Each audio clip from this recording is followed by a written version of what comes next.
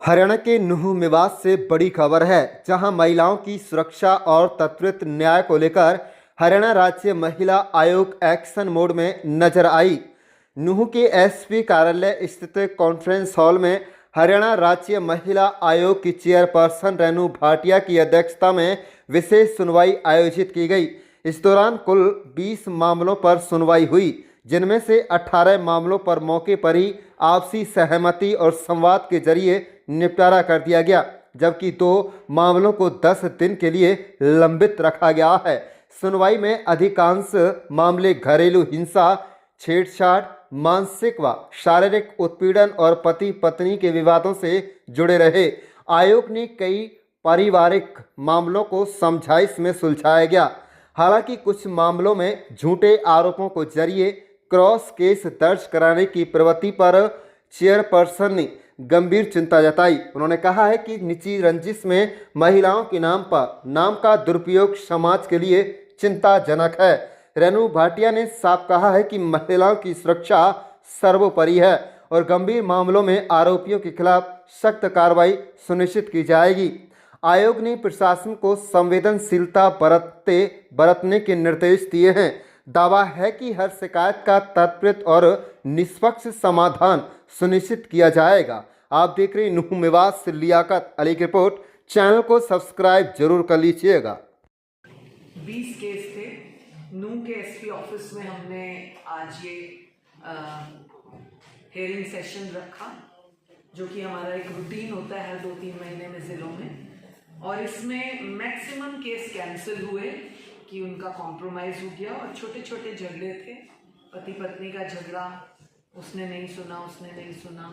कुछ दुख की बात यह है कि कुछ झगड़े ऐसे कि आपस की लड़ाई में महिलाओं का नाम लगा देना कि मेरे साथ छेड़छाड़ हुई, रेप हुई, और क्लोज रिलेशंस में चाचे का लड़का, नंदोई, जीजा, इस तरह के केस जो बहुत दुखद है कि अपनी पर्सनल प्रॉपर्टी की या पर्सनल बिजनेस की या पर्सनल कोई लड़ाई के लिए आप केस बनाने के चक्कर में या क्रॉस केस बनाने के चक्कर में आप अपनी पत्नियों को, बहनों को, बेटियों को इस तरह से इस्तेमाल कर लेते हैं। ये बहुत दुखद है। 1-2 केसेस ऐसे हैं जिनमें लोग आ नहीं पाए, हमने पेंडिंग छोड़े हैं। 2 केसेस ऐसे रहे जिनमें लड़का ट्रैवल पे है, हमने उनको 10 दिन का समय दिया है। दूसरी हेयरिंग अगर हम पलवल या फरीदाबाद रखेंगे उसमें बुलाएंगे। घरेलू हिंसा, अन्य उत्पीड़न महिलाओं के लिए इस प्रकार की सहायता प्रदान कर सकते हैं। देखिए, घरेलू हिंसा एक ऐसा सब्जेक्ट है जिसमें आज की डेट में अगर हम कहें तो बर्दाश्त खत्म है, ईगो प्रॉब्लम है।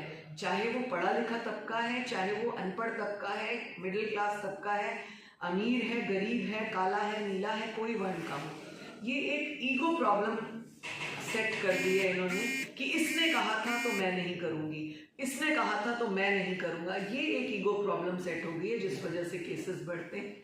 और दूसरा, हम बार बार एक ही बात करते हैं कि परिवार की दखल अंदाजी कई बार पति पत्नी को अलग कर देती है। जेठ खड़े हो जाते हैं बीच में, माँ अड़ जाती है कि हम तो लड़के वाले हैं। तो ये छोटी छोटी चीज़ों की कई बार कम्युनिकेशन आपस में परिवार को बहुत बड़ा नुकसान देती है अलग होने में, जो कि अच्छा नहीं है। मैम, आपने अपने संबोधन में उजी ने गाँव में कहा था कि लड़कियों को रानी लक्ष्मीबाई बनकर उभरना पड़ेगा, क्या कहेंगे इस पर? क्या बनना पड़ेगा? रानी लक्ष्मीबाई। यस, देखिए, हमारी ऐसी बहुत सी बेटियां हुई हैं आज जुगात से।